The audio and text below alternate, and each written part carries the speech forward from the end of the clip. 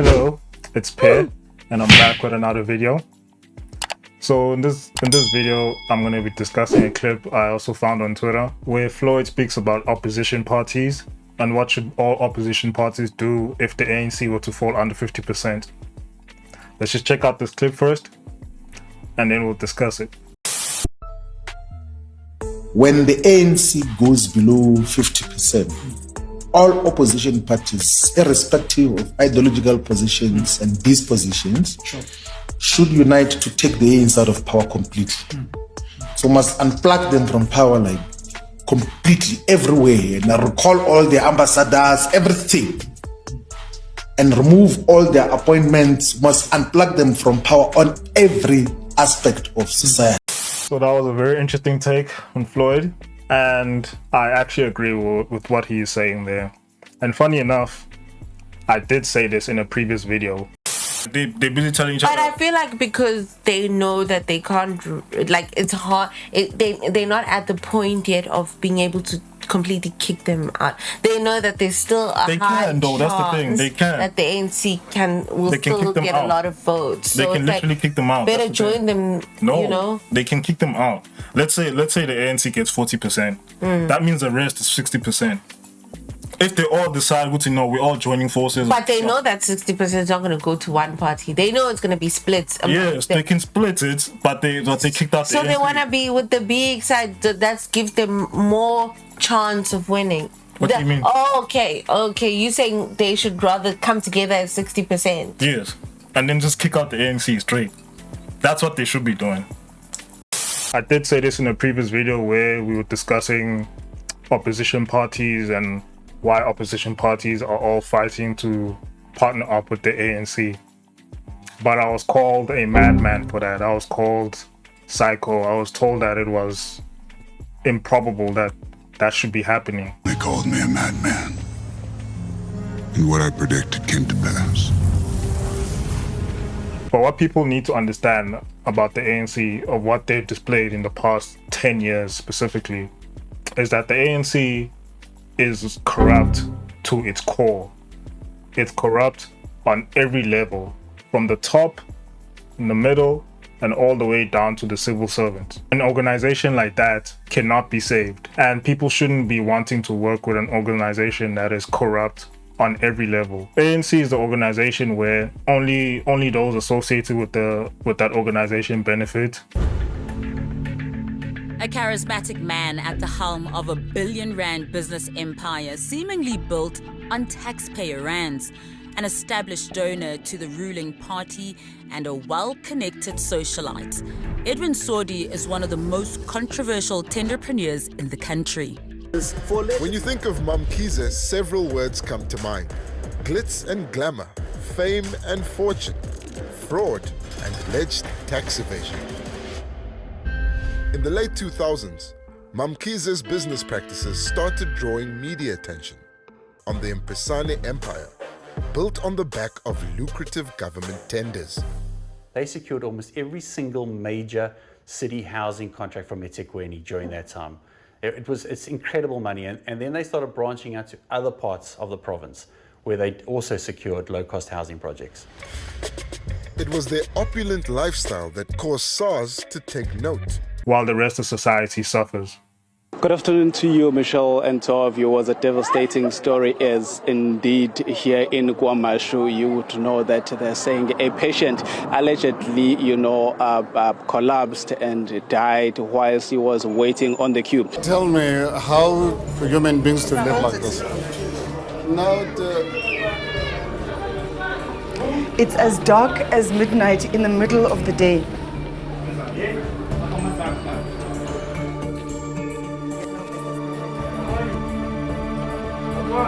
Oh, it's drugs.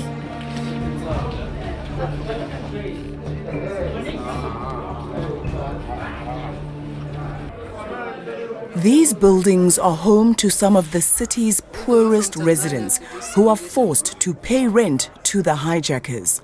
So as much as the ANC liberated South Africa from apartheid, over the past 10 years, the ANC have become just as bad as the apartheid government in terms of service delivery to the masses of people. The standard of living has reduced significantly.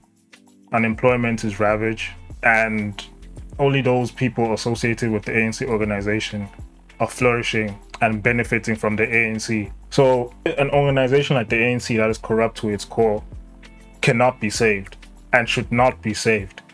So I don't understand why this isn't the first priority for the opposition parties. If the ANC makes it below 50%, in some polls, the ANC is projected to even go below 40% in some cases. The ANC should be completely removed from power. Don't try to work with the ANC, because what happens when with a rotten organization, or with any rotten organism in general, any rotten organism will tend to rot the other surrounding organisms around it. So what will most likely happen? Any organization partnering up with the ANC will most likely corrupt that organization as well.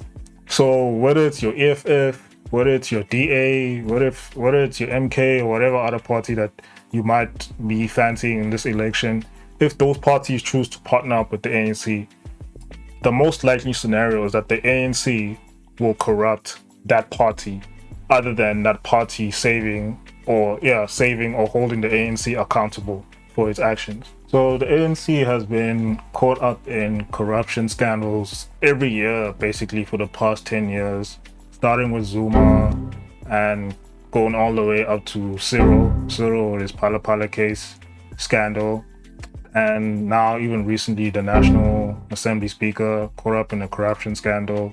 So the organization has been proven that it's corrupt, and we all know this. We can just see by the state of the country and its deterioration, the number of reports of government wasted expenditure over the years, reaching the hundreds of millions, if not the billions, and really nobody's being held accountable. The ANC have opened up the Zondo Commission in trying to hold people accountable, but in my opinion, that's all just a show.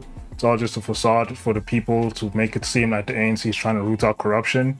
But even with the Zondo Commission, nobody notable or nobody of prominence is being prosecuted or arrested or even convicted of any wrongdoing that has been done over the years. So working with an organization like that will only serve to corrupt any other organization that will want to work with it. So I don't understand why opposition parties are all salivating at the mouth, trying to work with the ANC, trying to create this coalition government with the ANC. So I understand that politics is a game and people are trying to be strategic about everything and trying to get the best possible outcomes for themselves. But the country is in a crisis, and the country is headed towards a very big crisis where we could be facing a national blackout, a collapse of the grid. We could be facing very serious issues if we continue on with this government that has been governing us for the past 10 years. We could be facing extreme poverty. We could be facing issues of unprecedented numbers in unemployment. We could be facing serious crises in the next 5 to 10 years if we continue on with this very same government that has been governing us for the past 10 years. So the best solution to root out corruption in parliament and in government is to completely remove the ruling party. That is the best option. And I don't understand why opposition parties are not using this as first priority. First priority, remove the ANC. Remove any semblance of the ANC in government.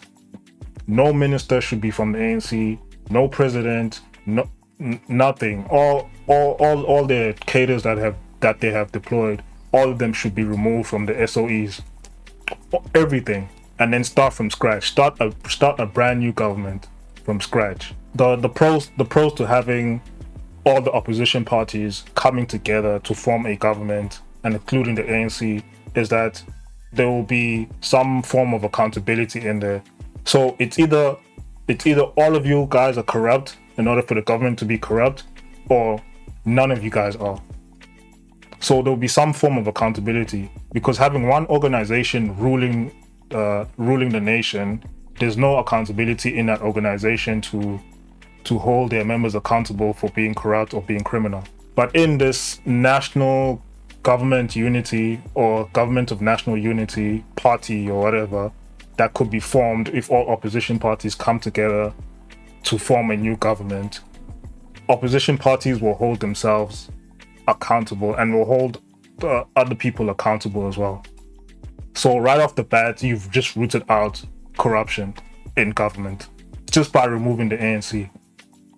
So now people are saying that it's not really feasible at the moment because different parties have different ideologies, have different ways of wanting to implement certain strategies of how to improve the economy and so forth. Right now is not the time for trying to implement your own policies.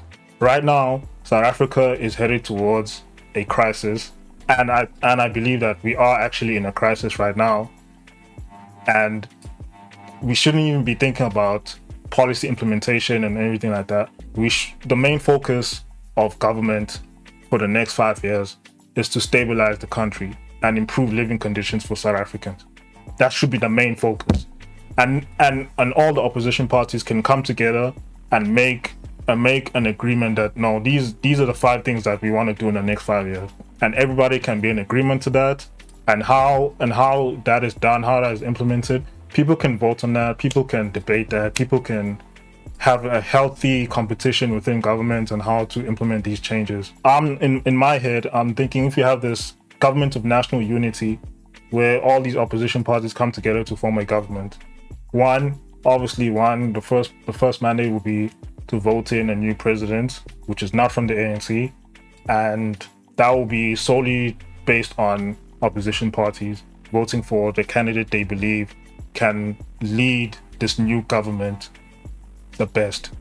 Whether it's Julius or John Steenhuisen or even Musi Maimane, any candidate that new government believes that can lead this new country the best and make this coalition work the best, that should be the first priority. And then all these other ministerial roles and other key areas in government, all of that can be voted for and all of that can be negotiated for. In my opinion, this should be the first priority that the opposition parties in general strive for. Priority number 1, remove the ANC. Because all this other political talk that has been going on, like these political strategic moves and trying to partner up with the ANC, is only going to be there to benefit the ANC, because that will still keep the ANC in power. And that is not what we want as a South Africa going forward after these elections. We do not want the ANC in power at all. We don't want no ANC president. We don't want no ANC ministers. We don't want no ANC cadres in state-owned entities. We don't want anything to do with the ANC, because we have seen what the ANC is capable of doing in the past 10 years, and it's generally not good for South Africa in general. So to me, it seems like opposition parties are salivating and working with the ANC, either 1, to gain political power, which is probably the main priority for most political parties right now, to gain political power, or to want to join in on the ANC and eat with the ANC. It's either or even both. Some parties might want to do both. When they want to gain political power and eat with the ANC, some might want political power, or they might want to eat with the ANC, either or. That's what this tells me. If anybody is wanting to work with the ANC, that's what that tells me. You cannot work with a corrupt organization and expect not to be corrupted by that organization. You can't do that. So if you want a good, clean government that will work for the people, and instead of trying to enrich itself and its members, we need to remove the rot and the corruption in government, starting with the ANC. We cannot have a president embroiled in a money laundering scandal. We cannot be in a national state of emergency during COVID and the Minister of Health is caught up in a corruption scandal. We cannot have that. South African Health Minister Zweli Mkhize is considering resigning over an investigation into a tendering scandal. 2 people familiar with the matter told Bloomberg. Mkhize has been under scrutiny after the health department awarded a 150 million rand contract to Digital Vibes, a company controlled by two of Mkhize's former aides, to help communicate the government's response to the coronavirus pandemic. People are dying, people are losing their jobs, and your first thought is enriching yourself. In a time of crisis, that's the organization that we are dealing with, and people still want to try and work with that organization. So when I said that initially in a previous video, that was my thinking. That I don't understand, like, this is probably the best opportunity that opposition political parties will have to remove the ANC from power. The best opportunity. Because what will happen if the ANC gets anywhere between 35 to 40 or 45%, and then they choose to partner up with a smaller party like the likes of a DA or EFF or even an MK to go to get a majority and then rule again. And then the ANC kind of picks up its socks in the next 5 years and maybe just improve the standard of living just a little bit to be noticeable to the people. In the next coming elections, the people will vote for the ANC again. So we're just going to continue in this perpetual cycle until the country is ran to the ground.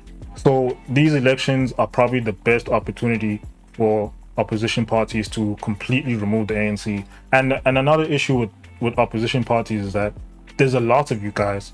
So the vote is divided. The vote is divided probably by hundreds of parties. And there's one super party, which is the ANC. So hundreds of parties fighting for what seems to be the majority vote. And then there's one super party, the ANC, which still has a very strong voter base all over the country. So it's going to be impossible for an opposition party on its own to take down the ANC. It's going to need a collaborative effort from everybody else to take down the ANC. But people want to strategically put themselves in position to work with the ANC. That doesn't make sense to me. I know politics is all about strategy and it's a game, but at this point in time, we are talking about the future of the country. We need a new government that will bring unity back to South Africa. We'll talk about the Rainbow Nation again. We'll try to unite everybody to one cause, which is the cause for the best of South Africa. We need that new government. And only all the opposition parties coming together and creating like this new national government of unity to unite everybody and all the people, only that will work. And all the opposition parties coming together to form a new government will be more reflective of what South Africa actually is. A diverse country with many ideas, many different political ideologies, many different cultural ideologies coming together to work together to make a better country. That government will represent South Africa better than the ANC government ever will. And I think that's the vision Mandela himself even had, that the government should represent all its people. So the DA, EFF, MK, all those people coming together to work to make South Africa a better place for everybody. But now, because we stuck in our parties, we just want only our party to rule, and we want only a specific implementation from one party in terms of policies, and that will never represent what South Africa as a whole means. Like if the EFF is coming to power now, the EFF only represents a certain section of South Africa. So only those people who voted for the EFF will benefit from the EFF's policies the most. But if you have a whole opposition or a whole united government of different parties coming together to try and make the best government possible for the country, that will be a better representation of the people of South Africa. So the people who wanted the EFF in there are represented. The people who wanted the DA in there are represented. The people who want the PA in there are represented. Everybody is represented in that government, and more fair decisions will be made. It won't just be skewed towards one ideology. I'm not really sure why this isn't first prize for all opposition parties. But yeah, that was just my 2 cents on this whole topic. You guys just let me know what you think in the comments. If you like this video, don't forget to like and subscribe, and I'll check you guys in the next one.